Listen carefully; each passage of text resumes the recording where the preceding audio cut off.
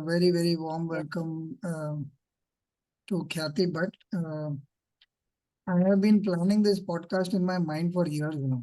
Actually, I haven't told you this, but at least 2.5 years. Okay. And I've been saying, yo, someday I'll ask her, and I don't know what to ask her, or what if she asks me something in return and I don't know what to answer. All kinds of scenarios have been running in my head.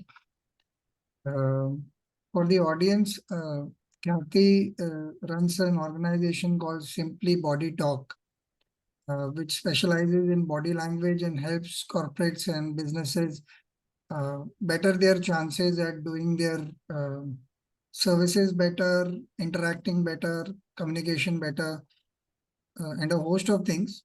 The last few days, we've been lucky to talk about certain common things, and I'm both encouraged and disappointed that I cannot figure out that how can you do so many things within the umbrella of body language. Hopefully, I'll be able to ask you some questions on that as well. But prima facie, uh, while I welcome you to the show, my first question is a very provocative one, which is all that I plan when I'm setting up. So all of it, all others are going to be impromptu. Uh, do you Okay. judge people quickly because you know the secret language that most of us may not? Does that happen to you? So first of all, I should just thank you for inviting me, Bunty, as I know you. Yeah. And as I have known you through the years that we've, interacted with each other.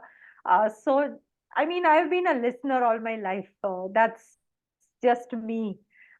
Being told since I was growing up, okay, this is not something you discuss. This is not something we talk about, things like that. Or, social norms or things that I wanted were out of the ordinary. So different people along the way. Sometimes I feel that, if I say this, I will get judged, things like that. So whatever said and done, I have always been a listener, which means when you are listening, you are not busy talking. You get to see what others are saying. So that just makes you a little better at observing people.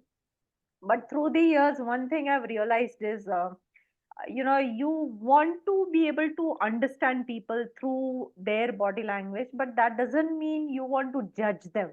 So this is a question I get asked often, that, oh, you can read people, so I should not, I should mind my body language. That's not really the agenda that either I believe in or I teach others. The idea should just be, if I can understand you better, I should know, what you are liking, what you're not comfortable with, and that's what I would like to converse with and connect you with. So that's been my funda, and to answer your question shortly, just to understand people is how I take it. You actually dug very deep in the first question itself. So can you tell us a little more about what were things that were allowed or not allowed? Because while listening is a fine art, and good that you got onto this bandwagon of studying people a lot more earlier than most of us would have. But uh, just enlighten me if you are okay with the idea of sharing on camera some of the examples, things that you were told to do or not to do. What would they be? Okay, so for example, in a social setup, especially the family setup, there are some topics that don't go well with certain family members. So then your well-wishers will tell you, okay, if you discuss this with so and so, they might take it in so and so manners. Now, as a child, it becomes difficult to understand that. अच्छा बुआ के साथ ये बात करनी है, चाचा के साथ ये बात करनी है, with your in-laws, these are things you want to talk about. So it's better to just not talk. That's the simple funda as I put it. Even when I was discussing my career plans with my family, they were a little different than what most people would say. So then one day my mother told me, you've told this to me, you don't go and tell it to anybody else. Again, it just confuses you, that okay, what am I supposed to talk about? So then I just made a very simple funda that I don't want to talk at all. It's just better to keep things to yourself, and probably one day I will find somebody who I can confide in and talk things out with. And luckily for me, I found a life partner, and life has been good after that. So that's how it's been. Um, are these things a part of being born a girl in India, or were they generic to all the children in your family? I don't know about that. I mean, again, once you start looking at things, you can observe, how things are going. Sometimes you can observe chemistry between people. Sometimes, things that look okay, but they're not okay. So, I mean, that's just the way it has been for me. So, I'm not very sure that it's been told to kids not to speak up or anything of that sort. I mean, I come from a family where people are all very well read. We've been taught to stand up for what we believe in. So it's not that, there are these social taboos and all. It's just that, as a society, you just want people not to feel bad. So that being said, uh, there are no norms as such that you don't say things. The idea is not to be impolite to people. That's how it's there. So Did you feel stifled at any point of time in terms of, uh, see, you have a very fertile mind. I do agree that whenever I have spoken to you, my understanding has been that you are very clear in what you are wanting to talk about, or the usage of words is very precise most of the time. But having said that, when you were growing up, did this have any impact on your thoughts as a communicator, or even as a person that you want to say something, but you're forever trying to be a little stiff? You're stifling yourself in a way so that nobody else is um, minding your business, if I were to see it from their point of view. So I have always made it a point to tell people what I want. Okay, so that's just been me. While there are two ways to look at it. One is that, okay, in the social norms, this is what is okay to say, this is what is not okay to say. So if you see me in any kind of social setup, I would be zipped. I would not talk at all. Now I found a sweet spot where I'm more of the conversation. What should we say, director. So wherever I feel that, okay, I've not spoken for a very long time, I would just try and direct the conversation in a different direction. That's just how it goes. But at the other end, I always believed in standing up for what I want. That I have been very clear about. Because unless you say what you want, it will just be society dictating how you live your life. That's unacceptable to me. So, in terms of the career choices, in terms of the kind of things I've read, the kind of people or personalities I've believed in, it's been a little different. So there is a friend of mine who used to tease me that, out of the entire store, if there is a section that nobody will go to and purchase from, Khyati will be there and making her purchases. So that's okay for me. I like to be different, and I like to say whatever I want. So I'll give you a few examples. For example, when I was choosing the career, I had a choice of joining into medical line. So most of my family is from medicine. Even my siblings, my cousins, their partners, all of them. And when I had a choice, I was getting admission into the most prestigious university in Gujarat. And not just my father, even the counselor who was, signing on to the admission, they asked me twice to think whether I actually want to go into engineering or not.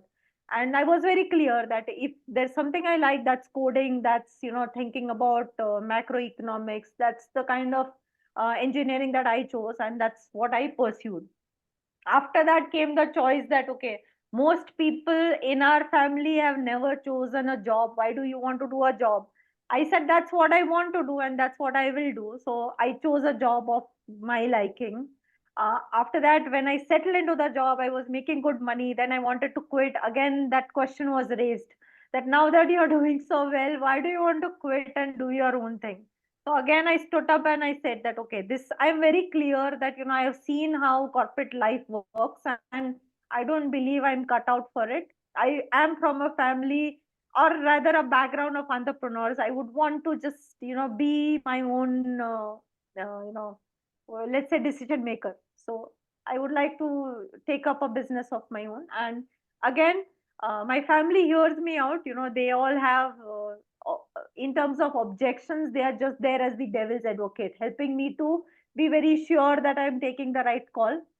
After that, I'm able to convince them. And to answer again your question in a short manner, in the social setup you keep mum, but when it comes to taking your life decisions, I have never taken what somebody has given me. I've always been, sure of what I want and taken that path. Obviously there are times when you feel that, okay, this call was not right, let's take a direction in a different way.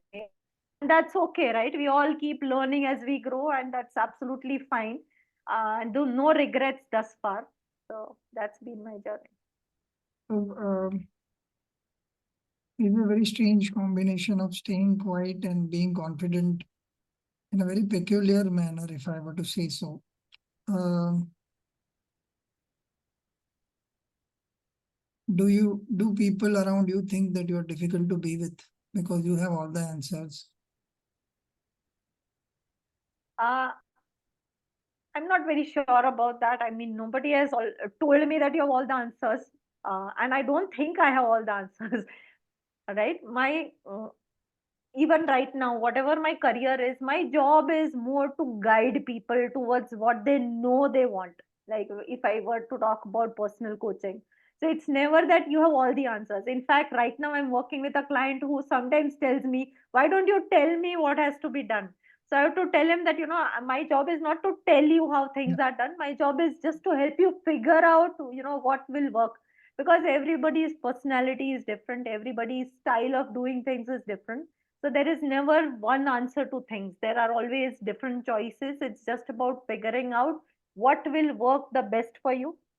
And that's really the way I would like to keep it. So in terms of being approachable, I think most people are looking for a good listener. And if you can be that, then you have your career cut out for you, if I may say so. So as a trainer, I have to put on a different personality where you have to tell people, yes, this is what will work, this is what will work.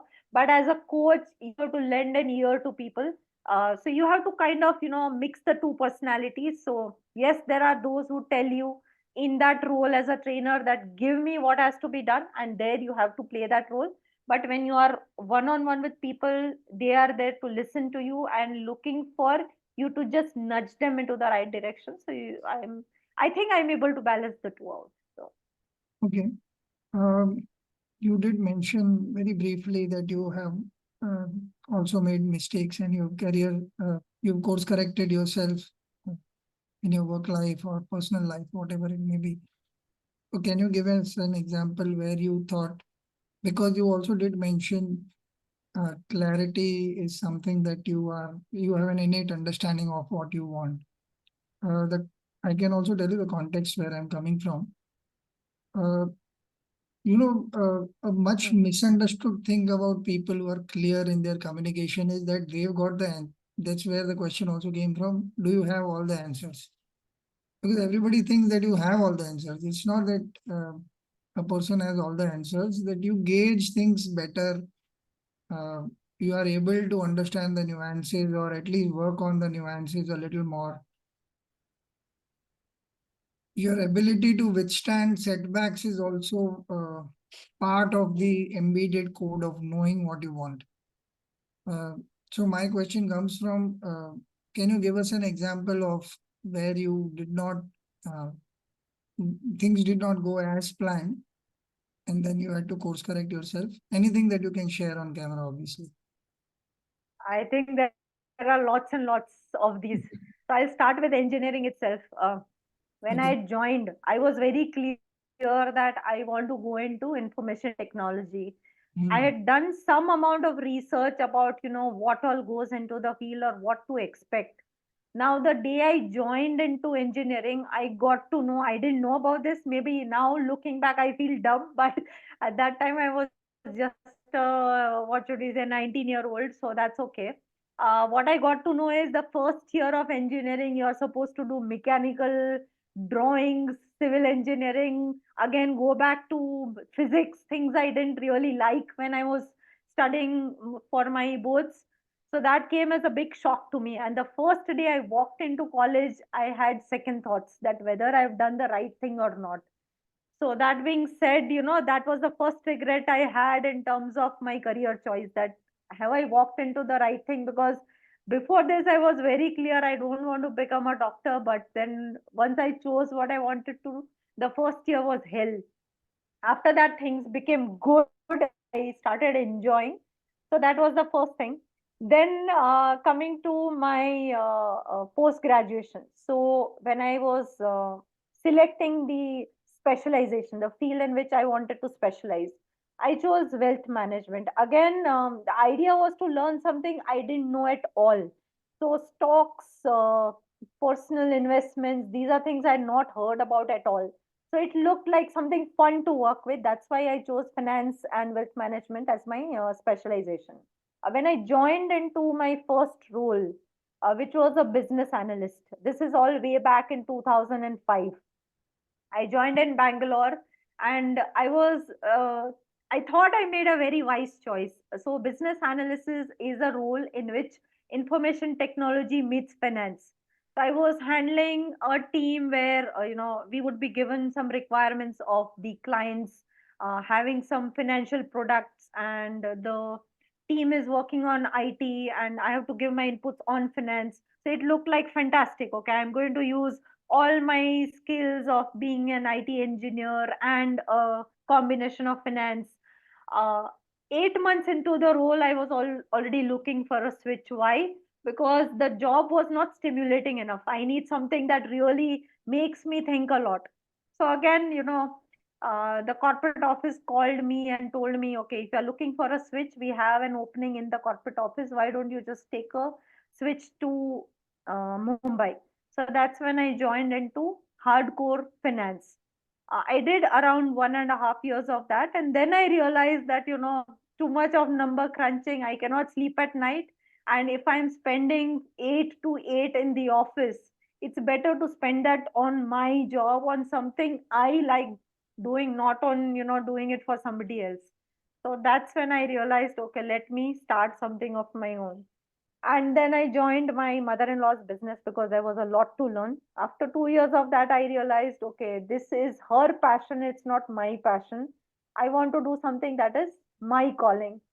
So 2013 is when I started my company, and after that, there has been no looking back. So a lot of things where you keep discovering yourself, right? When you are young, there is nothing cut out and given to us on a platter. You keep on discovering what's working, what's not working, and even if you keep crossing things off, according to me, it's good enough, and it's worked out well for me. Again, no regrets. These are all experiences. They all add up to your personality and what you put out there as your experience. So some examples there.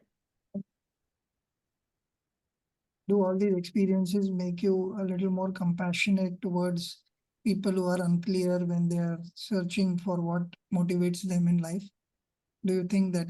that is an ability that has come only because you've seen the quote unquote darker side? I remember in my first year of engineering, there were times when I was walking alone to the bus stop, and New Bombay wasn't as developed then, and the bus stop was quite far from the college building. And there were days when I used to think I should die. I can't stand this physics and this and that. And I didn't even know that I could be a writer. Uh, I came from a background where even after becoming a writer, it took me, I think in the first year, all my highs were shared with no one because nobody understood what I was doing. And they thought being a copywriter meant they confused it with calligraphy. They said, oh, you have good handwriting. Okay. No, I don't.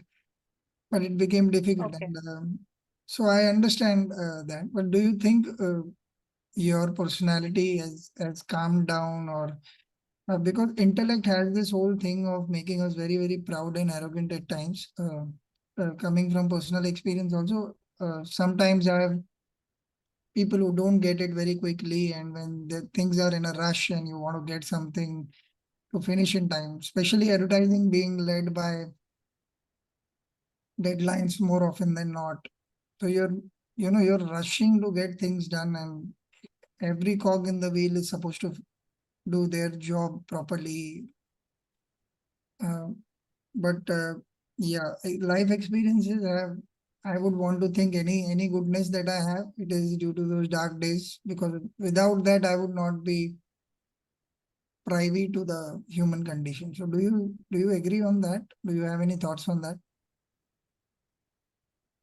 Yes, obviously. So, see, if I'm a 40-year-old today, obviously I cannot expect a 20 or a 30-year-old to have the same clarity or speed of working or thinking as I would have today, right? So, this goes every day when I am not just working with clients, but even with my own team members. I mean, I cannot expect them to think out, figure out things at the speed with which I can, because today I have all that experience besides me, right? Yes, it helps me to function better. It helps me to provide that perspective with everybody I speak with and I exchange ideas with. But that cannot be the reason for having that kind of an arrogance. It never can be. And again, with time and with age, you reason this out. Obviously, when you are, scoring good, you are top of your class, you can figure things out like that. That's when you feel that you are going at a pace that's much faster than others. Yeah. In the beginning, when I started my own business, I used to be that, very impatient, when people can't figure it out as fast as you can. But with time, I have realized that instead of expecting people to run like you, it's better to break it down for them. That can help them to cope better and to figure things out by themselves. But uh, you have to have that kind of patience with people, again, be it your vendors, be it your clients, be it your team members. Give them that time and scope for making mistakes that you also did at one point in time. So experience is always wise, and having that gray hair is also to our advantage. So Uh, what do you fear today? If you had to name one or more things that you fear or that makes you feel a little vulnerable, is there anything that you look at and feel, oh, I don't know how I'll manage this or that? What is two things. One is the two people who are the most dear to me in the world, my spouse and my daughter. If anything happened to any one of them, I don't know how I'll survive. So that's one. And the other one is my business, because it is my passion in and out. So if something happened to my business, I don't know how I'll survive. So yeah, you just brought tears thinking about that. So two things that I fear the most. it? I'll continue this line of thought in a different manner. Uh, do you think Okay. one can plan for these in what could be eventually the truth, in a way, in a broad manner of speaking? Everything that we have at some point has, we have to perhaps lose. You know, so is there any planning or is Correct. there any thought process that can help one with? Uh, a lot of people fall back upon religion. I'm unaware of what your thought process is about that. And also because I respect the way you think about the other issues of your life. So it is surprising. Uh, I would like to be surprised is a better way, to find out how you deal with. Is there any planning? Is there any thought process that uh, you make friends with this kind of possible discomfort? Or what do you do? Say your daughter. I remember I have a young daughter as well, and when she was very, very young, I think when she fell sick, I remember calling up. There was this friend in the UK, and my daughter was just crying, and I'm calling and I'm crying. I'm unable to tell her only what is wrong. Where speak up? How will I know? How will I diagnose anything? And mom was quiet, and mom spoke to her, and she said, "This is oh, there is nothing. Just gas hoga, and just apply something to the stomach." I don't remember what it was, and she was okay within like 2 seconds.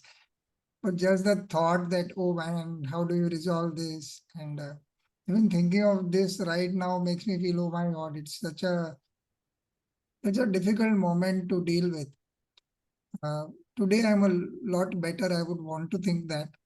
Um, I try to remember to be calm in situations which are out of control sometimes. Could be anything. She's gone to her tuition, she's not picking up her call, and just because she's in a rickshaw, she's not responding. But I wait. I said, let's see what happens. So, any such things that you want to share? Anything at all? What you are comfortable with? So the thing is, I think for us to just be aware that, there are these extreme situations that we fear. For me, that is the biggest thing, because sometimes we don't even know that these are things that are the ultimate fears for us. So it's taken me some time to come to terms with the fact that, no matter how strong I want to think I am, how strong willed I want to be, these are the ultimate things which, if something happened, you just don't know how to figure it out. So that took some time, but now I know it. My daughter recently went on a trip, and this was the first time we allowed her to, go by herself with her peers and without a cell phone on her. So the first day, everybody called and told me, "Oh, Khyati, your daughter is going. We know you're not going to be able to, deal with it." So I was kind of, putting on that act. Oh, nothing's going to happen. I'm going to chill out and have a lot of fun and all that. So first night was like, superb. Nobody to worry about, nobody at home. Morning, I don't have to wake up, no panicking. I can do things like I like, and thinking that, okay, when she goes to college, this is the life I'm going to enjoy. Then the pictures started coming into the groups. So the teachers had made these groups in which, they keep sharing pictures. Now, because this is my profession, I can see pictures and understand what's happening. And the third day, so they'd gone for some 4 days, not much. Third day, when those pictures came up, I could see that she was not well, and there was no way to communicate with her. And from that day, like the 2 nights when she was not there, I could not sleep a wink. Just knowing that she is not well, that is the thing that, as parents, makes us feel uncomfortable. And no matter how much you try to reason out with it, there is absolutely no reasoning. So I remember there are these moments in my life when I've called my mother and told her I'm sorry. When I was young, I told you that, what you are asking of me, it's impossible. But now I can empathize because I'm in your shoes. So those are the things you absolutely don't know what to do with. And I don't know what to do. So I cannot rationalize as of now. And I don't think I want to think about it. Keeping yourself busy is probably the way to go about it, but I don't think it'll work out. So let's see when we get there. Yeah. Yeah, thank you. That was quite touching, and well, one can visualize what happens. I can completely empathize, and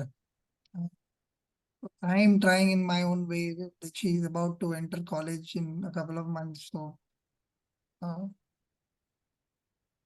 I guess I have been asking her that you will go on and lead the way, and we have to go from here to point A or point B. Chalo, you guide us how we are going, just to ensure that she knows the way and she knows how to catch a train or whichever college she lands up in. But yeah, having said that, there is no network and battery went off and all those things will keep happening, and uh, one has to be Correct. very It's more like, these are things that are dear to us, right?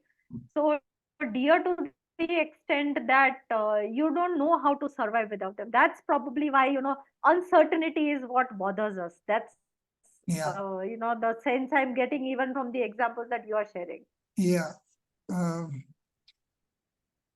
And I find it beautiful. While as a parent, I do have these thoughts. Uh, as a person who likes to study himself, I also see myself as an observer. So this is where the cookie crumbles, is it? You've been practicing ABC ways of meditation. In my case, people do all kinds of things, but in my case, I do meditation. And so this is where the fear comes. And when fear comes, this is how your mind reacts. This is how your body is. It helps. It, of course, it helps a lot. And luckily, she's also done one course. Uh, at least we can talk about it. Very often, what I find is um, talking about things that are uh, that make us human not just parents, because as kids, our uh, first outlook of things is parents are perfect.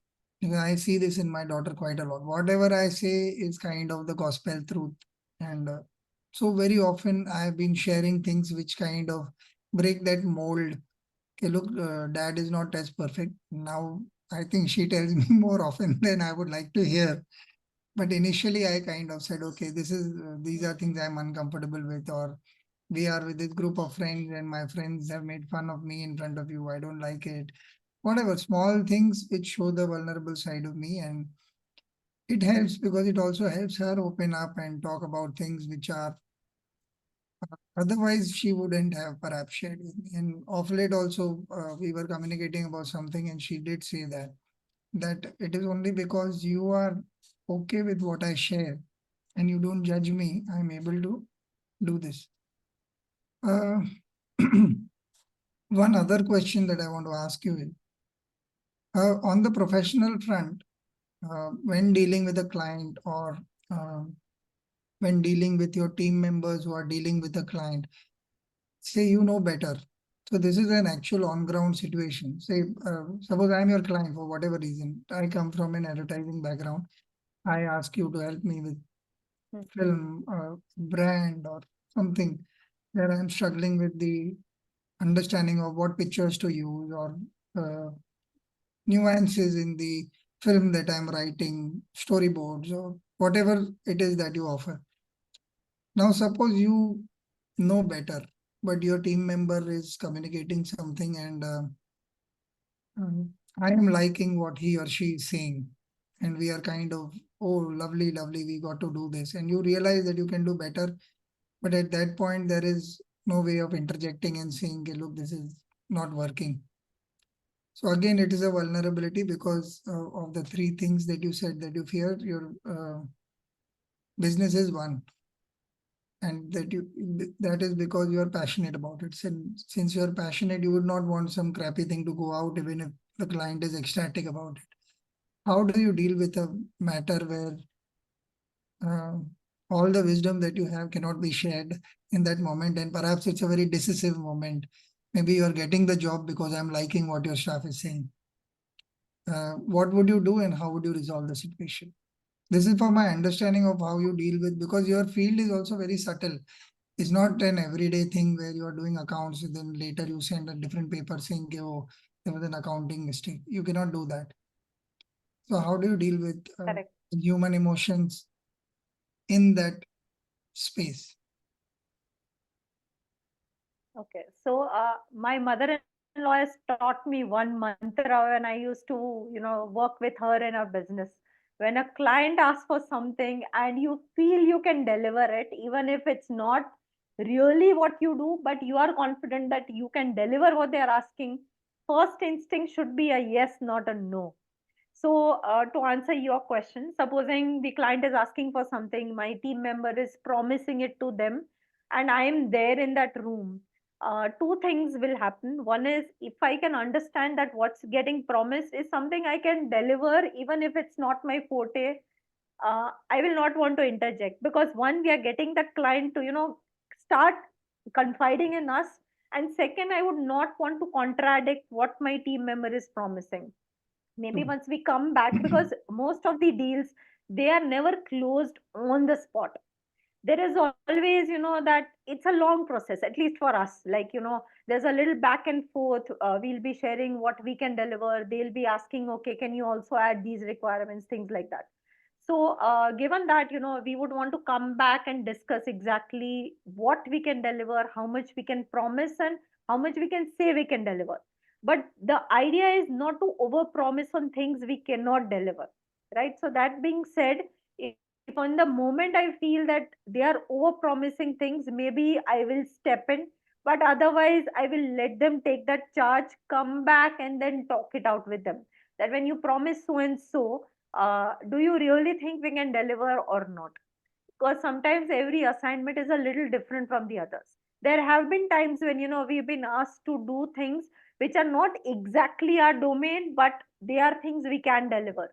And to give that confidence to my team members, we would have said a yes, right? And another thing is, it's not just with the team members, it's even with the clients. In the beginning, when I used to work with certain clients, I remember, because you can see 10 things you can work with, I would give them that entire list. Here are things that need improvements, and here are all the things I can work with you. And suddenly people go on that back foot, because you are showing them all their vulnerabilities in one go. So even if you can see 10 things you can work with them on, it's always a good idea to take it a step at a time, because nobody wants to be shown that, I'm not good at what I'm already doing. So it's always one step at a time with clients and with my team, letting them take charge, unless they are talking about things I feel we can't tell.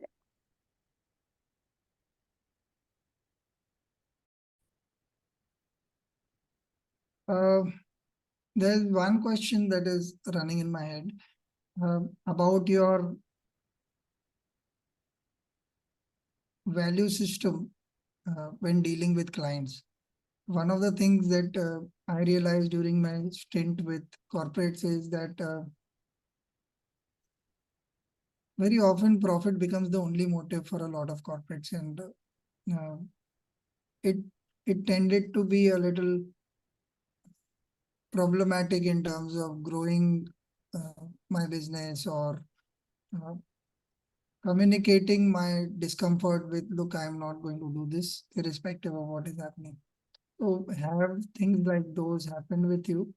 And how do you ensure that this runs down the line throughout your organization when you are, okay, when you're pitching for a client? Let's put it this way, because that is the most difficult time to say no to a client, because you want the client desperately, and then the client is asking for either in terms of moral values or some unfair thing which is not good for your business, or completely out of the box, something that you did not envisage. Has there have there been any occasions where you felt this? And if yes, how have you dealt with this? Okay, so sometimes it does happen. I will give you one example. There was a meeting that had been set up. Okay, this was done by one of my team members.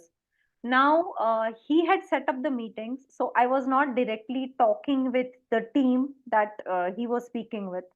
We had gone for the meeting, and when we stepped into that room, what happened is, instead of the meeting, they had made an entire fleet of their clients sitting, telling them that this speaker is coming and she will be talking to you about body language and how to use it in your investments, things like that.